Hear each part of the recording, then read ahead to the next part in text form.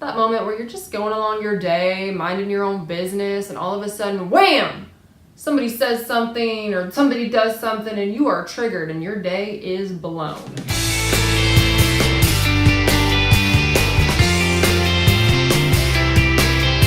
When things bother us randomly or intentionally, we call it a trigger.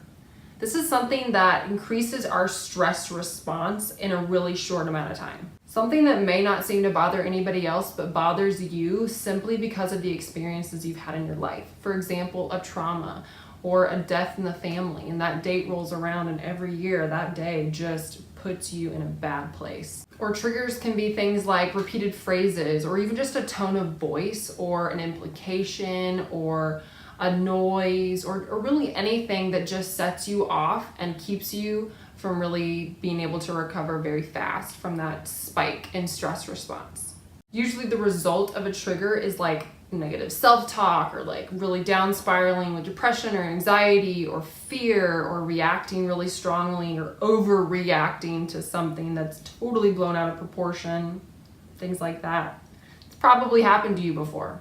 Triggers usually initiate that fight, flight, or freeze. So fighting, the like, I'm gonna fight you, I'm so mad, anger response, or the flight, I'm gonna fly away and I'm gonna avoid this whole situation and my walls are going up, or the freeze and you just shut down. You're like, what? You may not even realize you have a trigger if it's something that you experience a lot. Maybe your parents bringing up that one time that you didn't do that one thing as well as you could have, and then boom, you're either escalating or you're shutting down. That's what a trigger looks like. And in those moments, triggers are like hot buttons, and usually the people closest to us know how to push them, but oftentimes random strangers will push them. For example, with social anxiety, if a stranger's crowding your space, I don't want people around me, I'm feeling self-conscious, I'm really uncomfortable. That's a trigger, for example, that's indicating that there are symptoms there that are a little bit bigger than just the trigger itself. And then you have to deal with the aftermath. And that could look like your voice elevating, your tone getting really harsh because you're getting really stressed out. Or like I said, it could be you shutting down and putting walls up or really just avoiding people altogether. In those moments, your triggers take control. But if you can learn to identify the triggers before they happen, or at least know what your triggers are, you can really identify how to help yourself work through them so that they don't control you.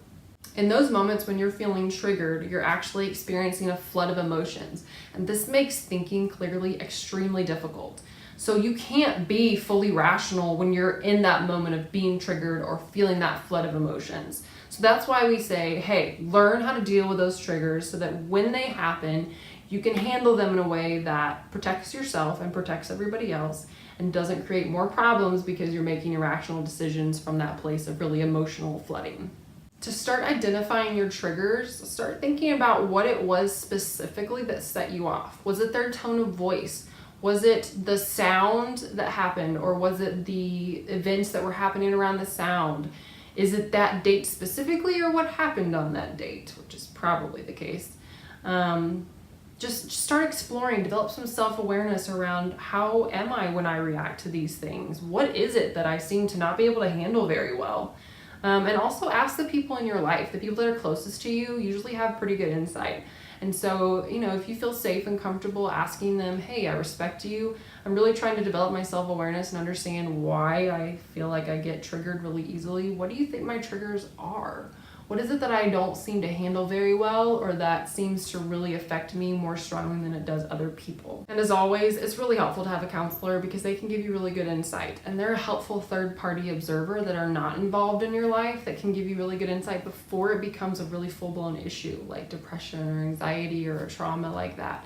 And maybe those triggers are the indicators that there's something deeper and bigger going on that you really need some help with. So get the help. That's all for this week. If you've got any questions about triggers, send them my way, and I will see you guys next week on This Full Life with Kelly.